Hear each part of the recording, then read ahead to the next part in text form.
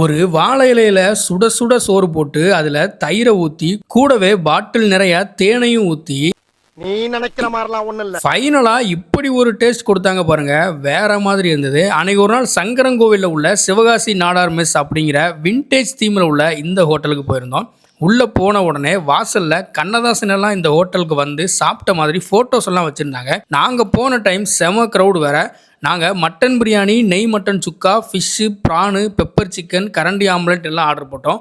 பிரியாணி பார்க்க ஒரு மாதிரி இருந்தாலும் மட்டன் பீஸ் எல்லாம் நல்லாவே குக் ஆகி சூப்பரான டேஸ்ட்டில் இருந்தது. அதோட நெய் மட்டன் சுக்கா டேஸ்ட்டு அடிப்பொலியாக இருந்தது. கரண்டி ஆம்லெட் மட்டும் ரொம்பவே கொஞ்சம் ஆயிலியாக இருந்தது. ஒயிட் ரைஸ் அண்ட் நாட்டுக்கோழி குழம்பு ட்ரை பண்ணோம், சூப்பராக இருந்ததுன்னே சொல்லலாம். ஃபைனலாக இவங்க கடையில் தயிர் தேனு ஊற்றி சாப்பிட்டு பாருங்க அப்படின்னு சொல்லி போர்டு வச்சுருந்தாங்க. சரின்னு வாங்கி ட்ரை பண்ணோம்.